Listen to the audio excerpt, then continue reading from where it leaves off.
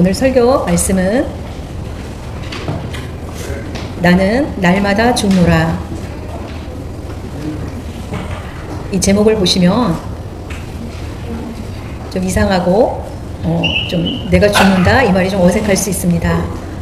이 말씀은 바울의 신앙 고백입니다. 바울은 왜 나는 날마다 죽노라 라고 이렇게 말했을까요? 이 말씀의 동기를 오늘 말씀을 통해서 우리가 깨닫는다면 이 말씀의 제목을 이해하게 되실 것입니다. 오늘은 순교자 기념주일입니다. 그래서 감리교에서는 다 같이 6월의 넷째 주를 매년마다 순교자 기념주일로 지키고 있습니다. 우리가 하나님의 신앙을 지키고 결국은 그 신앙으로 인해서 목숨을 위협받고 납치를 당하고 그 모든 상황 가운데서도 신앙을 포기하지 않았습니다. 끝까지 싸워 이겼습니다. 그래서 순교하기도 하고 또 그렇게 죽음을 당한 사람을 우리는 순교자라고 부릅니다. 내 개인의 행복과 나를 위해서가 아니라 하나님을 위해서입니다. 제 생명을 바친 사람들입니다. 그것을 기념하고 그 모습을 우리가 보면 너무나 감동적이고 너무나 또 숭고합니다. 그런 순교자의 기념을 통해서 우리가 우리의 신앙의 뿌리를 삼고 그 신앙의 뿌리로 인해서 우리가 지금 이렇게 존재하고 복음이 발전하고 부흥되는 것입니다. 그 모든 밑에 밑거름은 이런 순교자의 희생이 있었기 때문입니다. 대한민국에 100주년, 130년 전에 예수님의 복음이 전혀 들어오지 않았을 때입니다. 또 미국이나 다른 나라에서 선교사들이 대한민국의 실정을 듣고 너무나 가난하고 전쟁으로 인해서 상처와 피해와 어려움을 당하고 있다는 소식을 들었습니다. 그래서 또 질병과 또 모든 교육이 없고 여러 가지 가장 지금 어려운 때를 대한민국을 위해서 섬기고 희생하고 봉사하겠다는 해외 많은 선교사들이 이곳에 들어오기 시작했습니다. 그곳이 바로 양화진에 가면 외국인 선교사들만 묻혀있는 묘원이 있는데요. 또 선교사로 의료 선교로 들어오신 분들도 계시고 또 사역을 위해서 오신 분들도 있고 모든 대한민국을 위해서 헌신한 선교사들입니다. 이곳의 양화진 묘원에는 147명의 묘가 있는데요. 우리도 한번 여기 양화진에 방문을 한 적이 있습니다. 대한민국을 너무나 많이도 사랑하고 헌신하고 죽음을 맞이한 선교사들입니다. 이분들은 우리 한국과 아무런 관련이 없는 사람입니다. 그 이유는 하나님의 은혜를 깨닫고 하나님의 은혜를 알았기 때문입니다. 우리를 죄를 위해서 우리를 구원해 주신 그 하나님의 사랑에 대해서 그 은혜를 알았기 때문에 내 목숨을 아깝지 않게 순교할 수 있었던 것입니다. 하나님을 믿는 사람은 수많은 사람들이 자기의 생명을 버렸습니다. 특별히 그 묘원에 가보면 특별한 것이 하나 있습니다. 그 비석에 새겨진 조각되어 새겨진 그 문구를 보면 너무나 감동적입니다. 이분은 누구냐면 미국에 있는 미국의 선교사 여자분이었고 미혼자였습니다. 직업은 의사 선생님이었습니다. 그리고 의료 선교를 하다가 결국 죽음을 맞이하게 되었습니다. 그리고 살아생전에 그분이 하셨던 말을 이렇게 돌판에 새겼습니다. 나의 생명은 하나입니다. 만약에 내가 생명이 1000개가 있다면 내 몸에 모든 생명이 1000개가 있다면 그 모든 것을 다 한국을 위해서 바치고 싶습니다 라고 말했습니다. 한국에 하나 다른 곳에 하나가 아니라 그 모든 1000번의 삶을 한국인을 위해서 바치겠다라고 이렇게 돌판에 새겨져 있습니다. 정말 이 말씀이 우리에게 너무나 놀랍게 합니다. 미혼자인 여성 선교사였습니다. 이 말씀을 들으면 우리를 너무나 놀랍게 합니다. 그만큼 한국을 너무나 사랑했습니다. 선교사의 모든 삶을 보면 하나님을 사랑하기 때문에 자기네 나라와 민족만 사랑하는 것이 아니라 복음을 전하기 위해 더 어려운 나라를 위해서 기꺼이 자기 한 몸을 바칠 수 있었던 것입니다. 그 원동력은 어디서 나왔을까요? 바로 부활 신앙에서 나왔습니다. 만약 예수님을 믿지 않았다면 제 생명을 버리는 것에 대해서는 너무나 아까울 것입니다. 왜냐하면 내 생명을 내 것이라고 생각하기 때문에 나의 주권적인 삶을 살게 되는 것입니다. 그러나 하나님의 은혜를 깨닫는다면 나의 죄를 위하여 십자가의 은혜로 그 삶을 대신하신 그 삶에 대해서 너무나 감사하기 때문에 우리는 한 번 죽는 것이 아니라 우리는 다시 부활하게 됩니다. 우리는 죽음으로 끝나는 것이 아닙니다. 먹고 마시고 즐기다 우리가 모든 것을 삶을 살다가 누리다 죽는 것이 아니라 그 다음 삶이 있기 때문입니다. 우리 모든 수고와 헌신과 그 대가가 그 다음 삶을 통해서 이루어지기 때문에 모든 것이 헛된 것이 아닙니다. 그래서 내 생명을 주님께 바친다. 그 원동력의 뿌리는 바로 그 뿌리의 힘이 바로 부활에 있기 때문입니다. 그 부활 신앙을 가지고 있다면, 가지고 있는 그리스도인이라면 우리는 이처럼 할 수 있습니다. 순교자의 삶은 여러 모습으로 드려졌습니다. 결국에는 대한민국이 자유민주국가가 되었습니다. 지금 여러분 북한을 보십시오. 아직도 가난하고 자유에 억압되어 있고 궁핍하고 어려운 상황들을 보게 됩니다. 만약에 우리가 그 입장에 놓인다면 너무나 힘들 것입니다. 우리가 대한민국에 태어나서 이렇게 살고 있다는 것에 너무 감사해야 될 이유는 바로 이런 순교자와 믿음을 지키고 끝까지 나라를 지킨 희생자들이 있었기 때문입니다. 40, 50대 분들은 대한민국보다 북한이 더 낫다라고 간혹 말을 하는 분들도 있습니다. 너무나 엉뚱한 말입니다. 북한이 더 낫다고 하면 우리는 어쩌면 북한으로 가야 될 수도 있습니다. 우리가 가보지 않고 그 상황을 모른다면 우리가 그렇게 함부로 말할 것은 아니라고 생각합니다. 이 그림은 어떤 그림일까요? 모든 나무들에는 뿌리가 있습니다. 그 뿌리의 원동력으로 말미암아 거기에 모든 자양분과 수분과 영양분을 빨아올려서 가지와 잎과 열매에 이게 충족이 됩니다. 그게 법칙입니다. 만약에 뿌리가 약해 있다면 나무는 건강하게 자라지 못하고 열매를 결실을 맺지 못할 것입니다. 나무의 원동력은 뿌리입니다. 뿌리에 영양분이 충분히 자양분을 갖고 있을 때 모든 열매와 가지와 잎사귀들이 풍성하게 맺게 되어 있습니다. 우리 과거에 순교자의 그 피 흘림 때문에 우리 대한민국이 그런 영양분, 나무로 비유하자면 그런 충분한 뿌리의 영양분을 가지고 있었던 것이 순교사의 덕분입니다. 그게 우리 대한민국을 발전시키고 놀랍도록 경제력을 갖추고 모든 부분에서 풍성하게 뻗어나갔던 이유는 우리가 지금 기억하지도 못할 순교자의 희생과 나라를 위해서 헌신하고 피 흘려서 죽은 그런 희생자들의 덕분이라고 생각합니다. 그 피값은 너무나 가치 있는 것입니다. 그런 순교자, 그 희생자들의 분들에 대해서 우리가 깊이 감사하고 기억해야 될 것입니다. 지금 이분들이 나와 무슨 상관이 있어 라고 한다면 안 됩니다. 그것은 우리가 무지한 것입니다. 제가 이 사진을 왜 올렸냐면요, 과거에 우리가 2005년도에 여러분 혹시 기억하실지 모르겠습니다.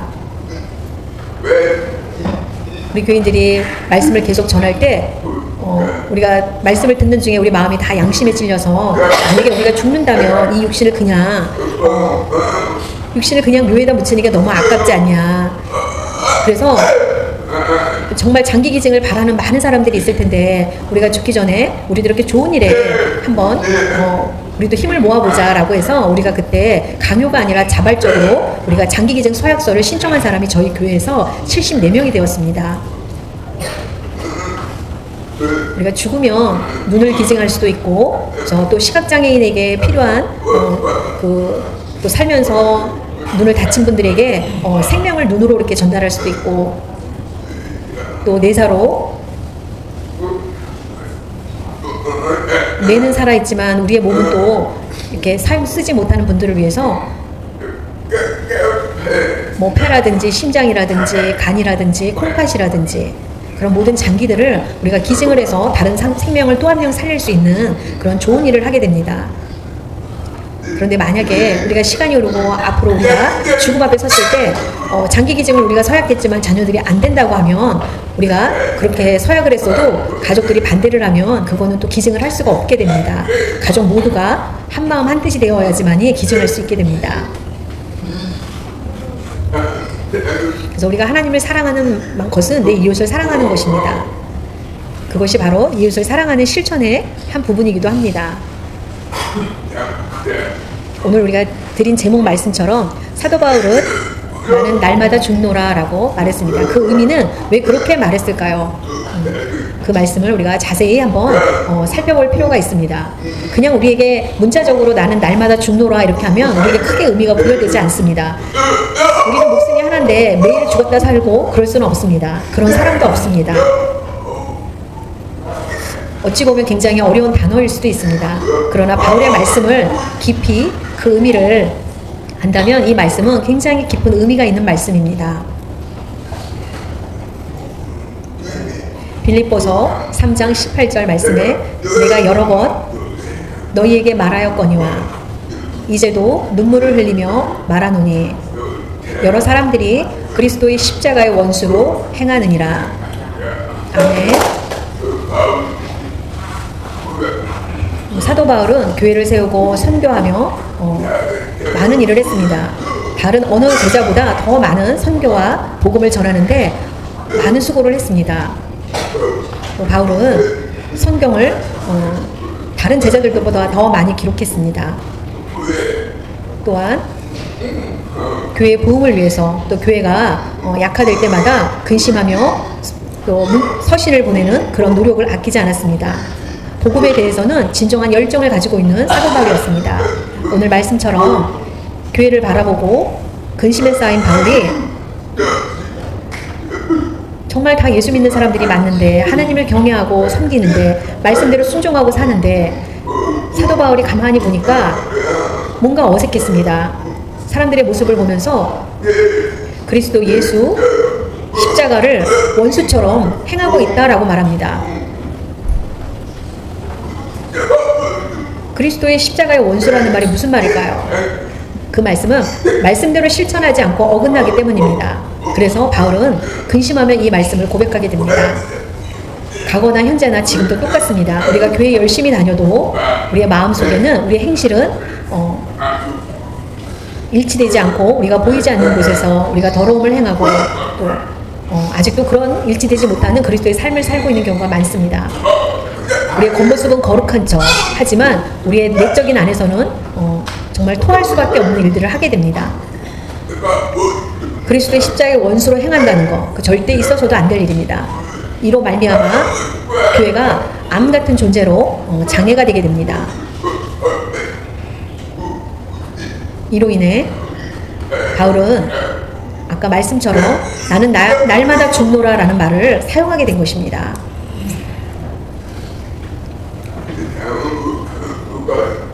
우리나라 말은 아니지만 웰빙이라는 말이 있습니다. 또 웰다잉이라는 말이 있습니다. 이 차이는 무엇일까요?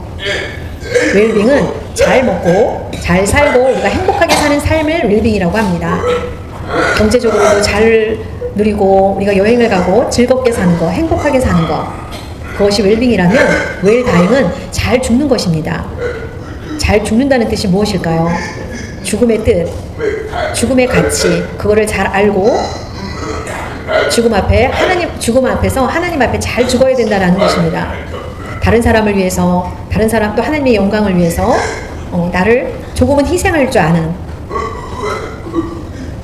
그런 것이 웰다잉입니다. 우리가 그렇게 살아갈 때 하나님 앞에 우리의 상급은 클 것입니다. 여러분, 우리가 하나님 앞에 갈 때 상급이 없다면 어떻겠습니까? 여러분, 상급을 쌓으십시오.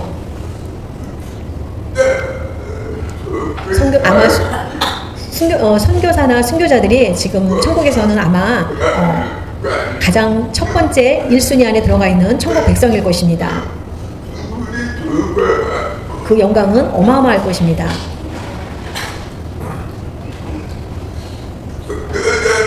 나는 날마다 죽노라라는 그 의미의 첫 번째는 세 가지로 나눠서 말씀을 드리겠습니다. 부활 신앙으로 죽음을 두려워하지 않는 삶, 그것이 첫 번째입니다. 나는 날마다 죽노라라는 말씀의 첫 번째는 우리가 죽음을 두려워하지 않는 것입니다. 내가 죽음도 넉넉히 이기는 것입니다.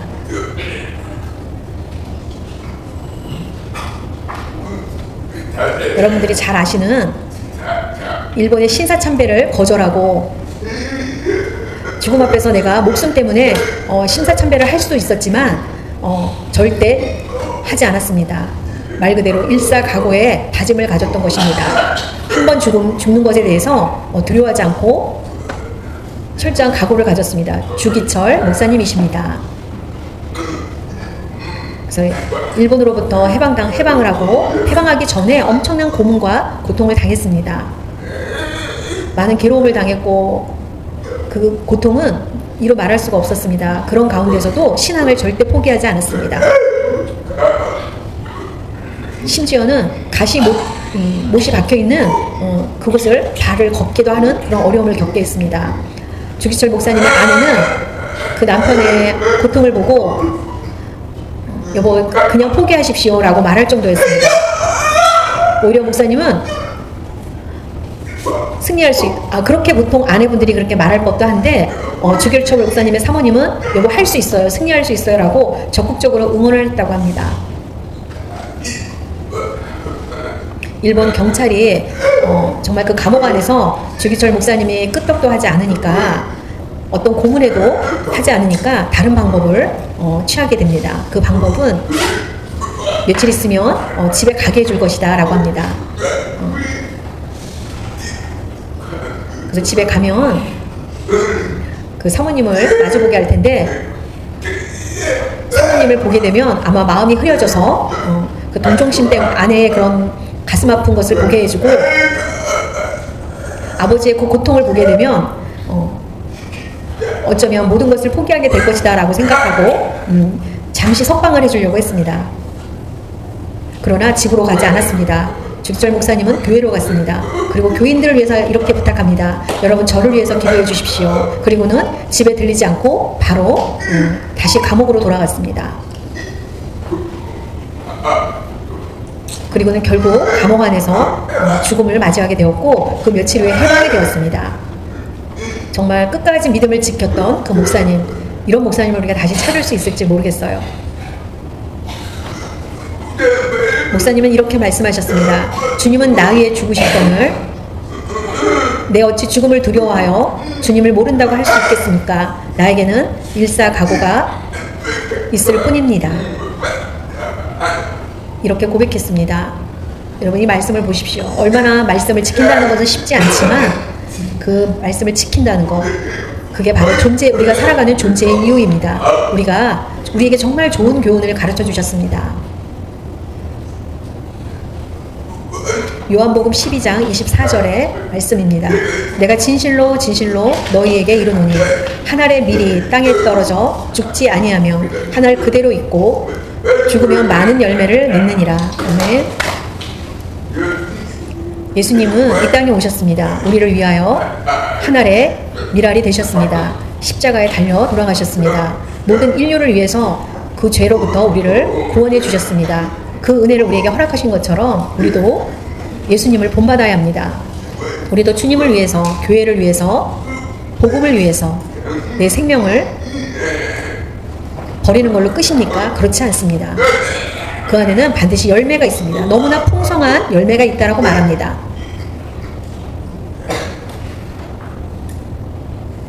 두 번째는 바울은 이렇게 고백합니다. 나는 날마다 죽노라. 그 의미 안에는 내 못된 성격을 죽이는 삶을 의미하고 있습니다. 아마 우리도 사람들마다 다 좋은 성품이 있고 또 좋지 않은 성품이 있을 것입니다. 그 이유는 어릴 때의 환경과 또 배경에 따라서 또는 선천적인 것으로 인해서 또는 더 깊이 들어가면 아담과 하와의 원죄로 인해서 우리에게 죄성이 있기 때문입니다. 그래서 좋은 성품은 놔두고 우리가 좋지 않은 상품은 그 성격을 위해서 여러분 어떤 무기를 가지고 나를 죽이라는 것이 아니라 내 스스로 날마다 나를 변화시키는 데 노력하는 그런 것을 의미합니다.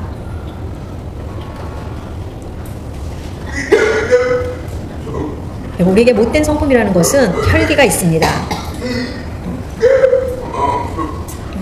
여러분, 혈기는 좋은 것이 아닙니다. 두 번째는 욕심입니다. 욕심으로 인해서 우리는 다른 사람과 화합을 깨뜨릴 수도 있고 그렇습니다. 또 세 번째는 교만입니다. 내가 잘난 것입니다. 다른 사람을 낮게 여기는 것입니다. 그것도 좋은 성품이 들어가지 않습니다. 여러분, 우리에게는 각각 이 안에 들어가 있는 것 중에 내가 해당되는 나쁜 습관들이 있습니다. 어떤 사람은 거짓말을 하기도 하고 또 정욕에 쌓이기도 합니다. 내 안에는 이 모든 것을 우리가 가지고 있습니다. 그냥 놔둬서는 안 됩니다. 내 안에서 날마다 이런 것들을 내치고 좋은 것으로 변화시키는 것입니다. 이런 것들을 내 안에서 키운다면 결국 우리의 영혼은 망하게 될 것입니다. 육체의 소욕과 또 성령의 소욕이 있습니다. 내 안에는 이렇게 두 가지의 소욕을 갖고 있습니다. 육체의 소욕이라는 것은 세상적인 것입니다. 성령의 소욕은 열매입니다. 사랑과 기쁨과 화평과 오래 참음과 선한 양선과 충성과 절제와 열매, 이런 것입니다. 내 안에 이런 두 가지를 우리는 갖고 있는데 이 안에서 내적 충돌로 날마다 싸우게 됩니다. 어느 것이 이기게 되느냐, 그거에 따라서 우리는 겉으로 드러나게 되어 있습니다. 성령의 소욕을 따라서는 온유함이 드러나고 육체의 소욕을 따라서는 우리의 못된 성격이 드러나게 되어 있습니다. 그래서 우리 안에서는 이렇게 날마다 서로 이기고 지는 그런 갈등을 겪게 됩니다.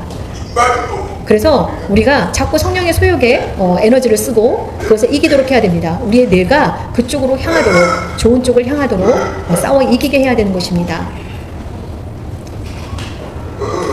그렇기 때문에 우리가 많이 기도해야 되는 것입니다. 날마다 우리가 기도하는 사람은 시기와 욕심이 줄어들게 됩니다. 그리고는 성령의 소욕에 따라서 육체의 소욕을 이길 수 있습니다. 그러나 우리가 기도하지 않고 우리가 세상적인 육체의 소욕을 따라가고 더 많은 것을 우리가 받아들인다면 성령의 소욕은 더 작아지고 육체의 소욕은 커져서 지배를 당하게 됩니다. 그것은 내가 결정할 수 있는 것입니다. 여러분, 우리가 나쁜 미디어를 통해서 폭력이나 음란물을 보게 된다면 그런 것들이 또 우리를 뇌가 지배하게 됩니다. 갈라디아서 5장 17절, 육체의 소욕은 성령을 거스르고 성령은 육체를 거스르나니 이 둘이 서로 대적함으로 너희가 원하는 것을 하지 못하게 하려 함이니라. 아멘. 예, 날마다 육체와 성령이 서로 대적한다고 합니다. 그리고 서로 거스른다고 합니다. 싸운다고 합니다. 언제까지요? 죽기까지입니다. 우리가 죽으면 없어지겠죠. 우리가 살아서 존재하는 한 우리가 마귀와 성령은 그 마음이 우리 안에서 날마다 대적하며 실갱이를 합니다.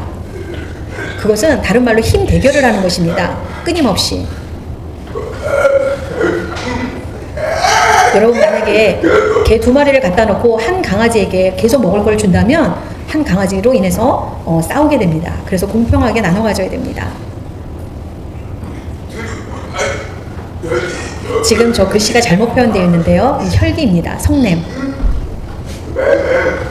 우리가 말로 인해서 또는 농아인들은 수화로 인해서 언어 폭력을 합니다. 그것은 우리가 괜찮은 것이 아닙니다. 그것도 엄연히 우리가 혈기를 부리고 말로 폭력하는 것도 우리가 화합을 깨뜨리고 그러기 때문에 죄입니다. 두 번째는 욕심입니다. 욕심은 내가 가진 것에도 충분함에도 불구하고 끊임없이 부족하다, 결핍하다라고 생각하는 것입니다. 우리가 자족하며 살아야 되는데 더라는 더 많은 것을 요구하게 되는 그 욕심이 충만한 것. 그러면 어떻게 될까요? 결국은 그것도 우리가 멸망에 이르게 됩니다. 욕심이 가득한 사람들을 보면 아름다운 결실보다 더 아름답지 않은 것을 많이 보게 됩니다. 네 번째는 교만입니다. 교만하다 보니까 코가 높아집니다. 내가 제일이야. 내가 제일 똑똑해. 내가 제일 부자야. 나는 능력이 많아. 이런 교만한 사람들은 보면 말을 참 많이 합니다. 아는 지식이 많음에도 불구하고 겸손한 사람이 있는가 하면 또 그것을 알리지 않은 사람이 오히려 나중에는 존경을 받습니다. 교만한 사람들을 보면 안에는 비어있는 사람들이 많습니다. 빈수레가 요란하다는 말이 있죠. 그것처럼 무거우면 소리가 나지 않습니다. 그러나 가벼운 수레가 더 요란합니다. 그리고 진실하지 못한 말들이 많이 나옵니다. 그런 사람은 또 존경을 받기가 어렵고 하나님 앞에 영광 돌리기가 어렵습니다. 교만은 어디서 온 것입니까? 마귀로부터 온 것입니다. 교만은 마귀의 친구이기도 합니다. 교만을 버리고 내 자신을 죽이고 겸손함으로 나아가야 됩니다. 정욕입니다. 정욕은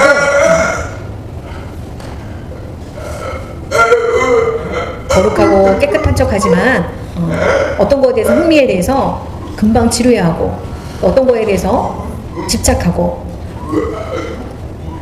요즘은 교회 안에서도 목사님이나 또 성직자들도 또 이런 시험에 빠지기도 합니다. 성도도 마찬가지입니다. 우리가 거룩한 생활을 하지만 우리가 그 밖에서는 거룩한 생활을 유지하지 못하는 사람들도 많이 있습니다. 여러분, 우리가 성적으로 타락을 하면 천국에 가지 못합니다. 미디어를 통해서 음란물을 보게 되고, 여러분 제발 그런 거 보지 마십시오. 우리의 눈이 부패하게 됩니다. 여러분의 육체를 죽이시기 바랍니다. 여러분 음욕을 품을 때마다 여러분 기도하시기 바랍니다. 그러면 기도하면 그 마음이 정말 사그라들게 됩니다. 그리고 성령의 마음으로 우리를 거룩하게 변화시켜 줍니다. 마지막에 거짓말입니다. 남을 속이는 것입니다. 진짜같이 말하기 때문에 속습니다. 그리고 결국에는 후회하고 눈물을 짓게 됩니다. 최근에 농아인분들 중에서 사람들끼리 갯돈을 시작했습니다. 그래서 갯돈을 하기 시작해서 그것이 다 깨어지면서 또 이렇게 경찰서에 가게 되기로 합니다. 여러분, 속인다는 거, 거짓말한다는 거 제발 속지 마시고 거짓말하지 마세요. 거짓말을 잘하는 사람을 보면 신뢰감이 없습니다. 그런데 또 믿습니다. 물고기 지능이 0.3이라고 하는데 금방 미끼에 물렸는데도 또 3초 만에 또 다시 물립니다. 그래서 물고기의 지능은 0.3이라는 지능을 갖고 있습니다. 3초 만에 또 다시 물려있기 때문입니다. 우리가 이기는 방법이 있습니다. 이 말씀을 보십시오. 바울이 이렇게 말씀하십니다. 갈라디아서 5장 16절, 내가 이르노니 너희는 성령을 따라 행하라. 그리하면 육체의 욕심을 이루지 아니하리라. 아멘. 성령을 따라가는 것입니다. 성령의 인도하심을 받고 성령의 힘을 의지하는 것입니다. 그러면 우리의 육체는 연약하게 됩니다. 그러나 성령의 소욕에 우리가 포함되지 않는다면 우리는 마귀를 이길 수 없습니다. 결국 우리는 이리저리 치우치다가 결국 마귀의 유혹에 빠지게 됩니다. 여러분, 말씀과 기도에 우리가 집중하지 않는다면 그렇게 살아날 수 없습니다. 세 번째, 하나님의 뜻에 순종하는 삶. 그것이 바로 내 자신의 내면에 있는 것을, 육체를 죽이는 것입니다. 하나님의 뜻과 내 뜻이 있습니다. 그런데 하나님의 뜻을 따르기는 너무 어려워하면서 우리가 내가 그 길을 가지 않는다면 그것은 신앙의 바른 길을 가지 못하는 것과 같습니다. 이분은 앤드류 머레이라는 분입니다. 남아공의 아프리카의 조그마한 곳에 있는 200년 전에 기도와 성령의 사람으로 유명하신 분입니다. 이분의 말씀은 강력한 힘이 있었습니다. 반항은 죄인의 체질이고 순종은 힘든 학습이다 라고 말했습니다. 이 반항은 우리에게 어릴 때부터 우리에게 질성에 가진 체질이라고 말합니다. 그러나 순종은 너무나도 어렵고 힘든 것입니다. 그래서 학습은 어렵다라고 합니다. 여러분, 우리 애기들 양육하고 가르칠 때 보면 말을 잘 들을 때보다 말을 안 들을 때가 훨씬 많습니다. 여러분, 그런 거 많이 키워서 아시죠? 말을 듣는 것보다 안 듣는 게 더 쉽습니다. 우리의 삶도 마찬가지입니다. 하나님의 말씀에 순종하라 하면 순종하기는 정말 어렵습니다. 그러나 그 말씀을 우리가 순종할 때 우리에게 축복이 있는 것을 여러분 기억하시기 바랍니다. 바울은 예수님을 만나기 전에 사울이었습니다. 그러나 예수님을 만난 뒤에 이름이 바뀌었습니다. 바울로 바뀌었습니다. 사울의 이름의 뜻은 높은 자입니다. 높은 자. 그러나 예수님을 만난 뒤에 이름이 바뀌어서 바울이 됐는데 그 바울의 뜻은 가장 낮은 자입니다. 예수님을 만나기 전에는 예수님을 바리새인들처럼 그런 삶을 살았습니다. 교만하게 살았습니다.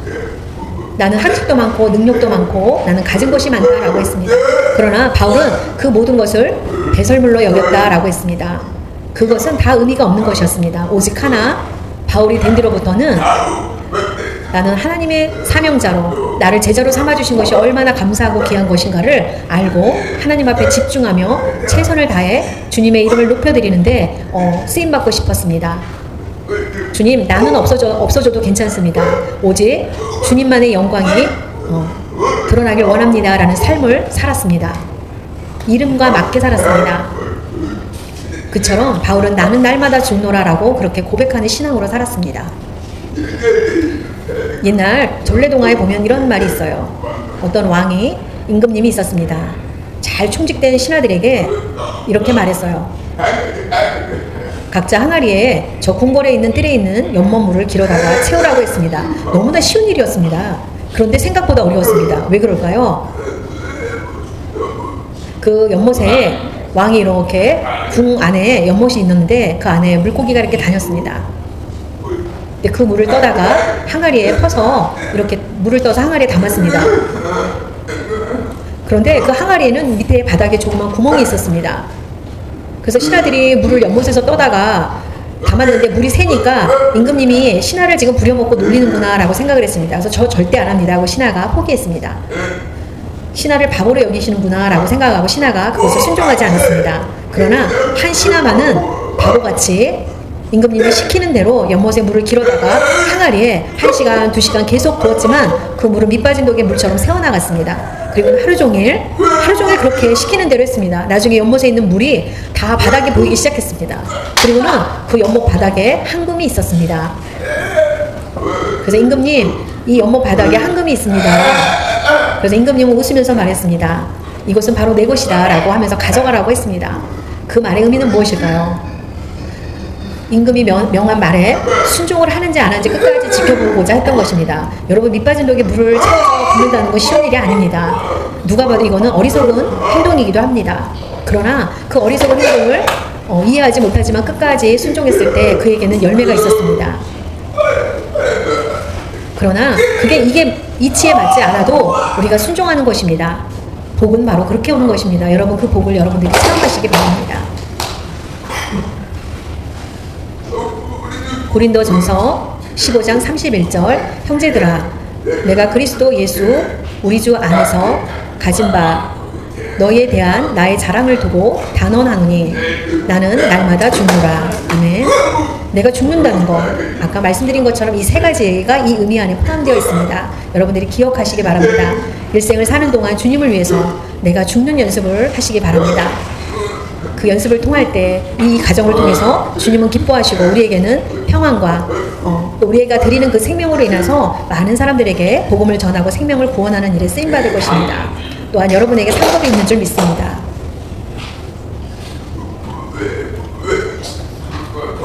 교회 부흥의 법칙이 있습니다. 먼저는 목사가 먼저 죽어야 성도가 살고, 목사가 살아있으면 성도에게 근심을 주게 됩니다.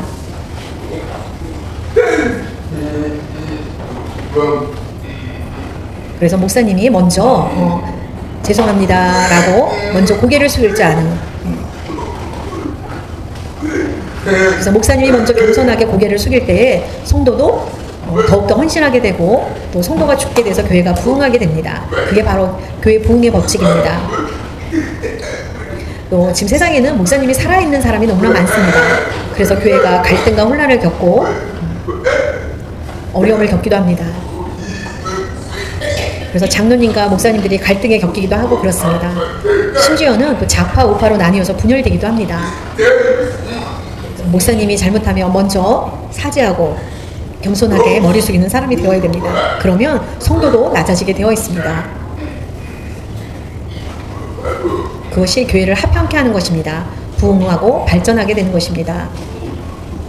오늘 우리 교회도 순교자 기념주의를 맞이하여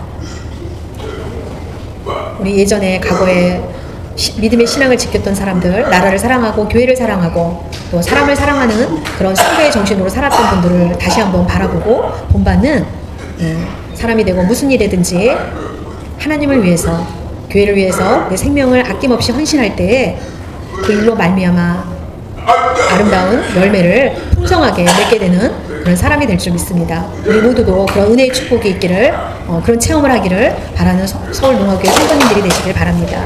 하나님 아버지 감사드립니다. 날마다 나는 죽노라라고 하는 사도 바울의 고백과 같이